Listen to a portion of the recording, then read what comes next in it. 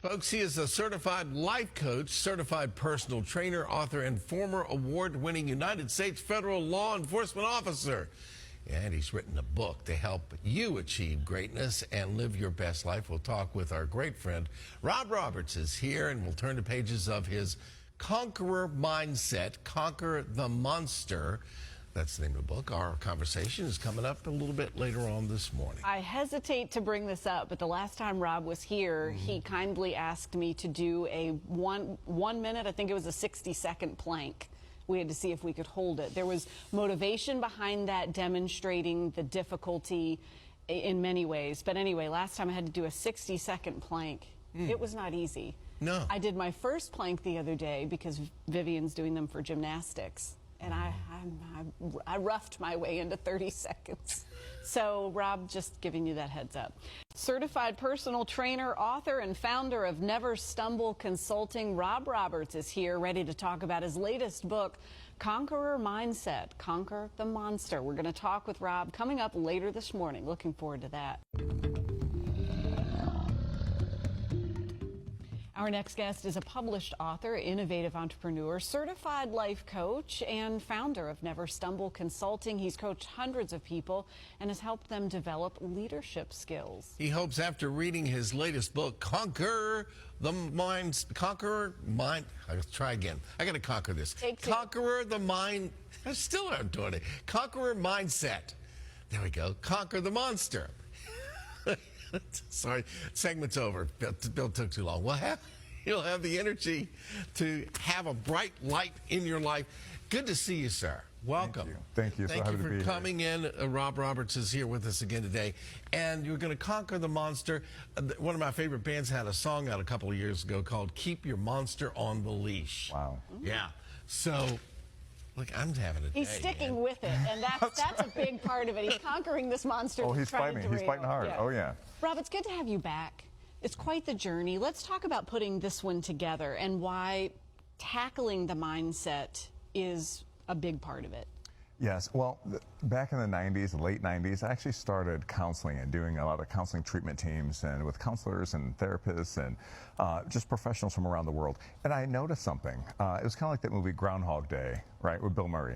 It was the same thing over and over and over again. Every single person received the same verbiage, the same language. Oh, that makes sense. Tell me more. Thank you for sharing that with me. Oh, I get it.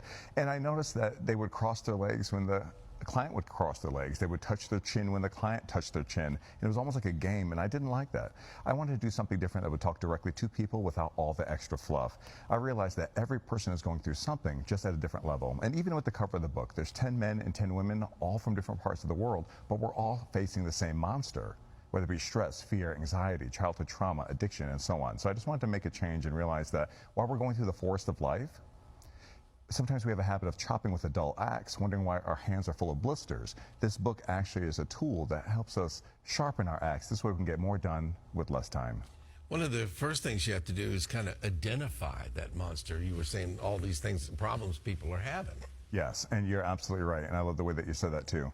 By identifying the monster, it's almost like when we're younger, right, we're a kid, we think that we hear a monster under the bed or in the closet. Instead of just simply putting the blanket over our heads, hoping that the monster will go away, it's good for us to be bold and courageous and have a conqueror mindset and actually face that monster head on, kind of like the whole theory with an ostrich. Burying their head in the sand. If an ostrich does that, he would actually suffocate, because they actually don't do that. And that's what happens with people. We are suffocating and actually suffering in silence for so long, rather than stepping up and actually facing and identifying that monster head on. In the design, as you share with the 10 men and women that are on the cover, you know, I think there's a comfort, a first step of comfort in knowing that there is that universality in that we're all dealing with the same thing, only differently. I don't know if that makes sense. Oh, no. But going into it and having that comfort of like, I'm not alone in this. I feel very alone in what I'm dealing with, but I'm not alone.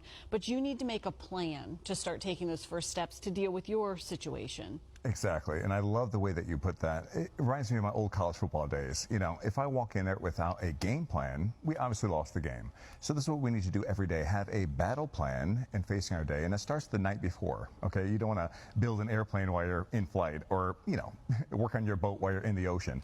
So let's start journaling.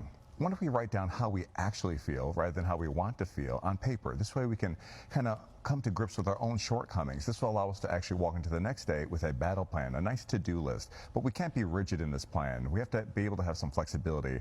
It's almost like in the road of life, if we see a detour, it's okay to take that detour and realize that we'll get to our destination rather than be so rigid in our plan that we end up doing what we want to do with pride, and then we end up driving into a ditch. Literally went by a detour sign yesterday from the rain, and I'm like, oh no, this is the way I go. Literally, when it got down to the end, then had to turn around, go back and follow the detour sign. Wow. And I like it. Like, we could wander in the wilderness for 40 years, but honestly, we'll never reach the promised land unless we do it the right way, not our way.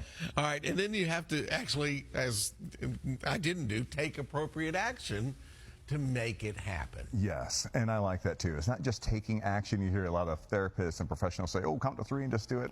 Sounds great, but we don't want to jump in front of that train, right? So we take appropriate action. It kind of reminds me of a gentleman several years ago.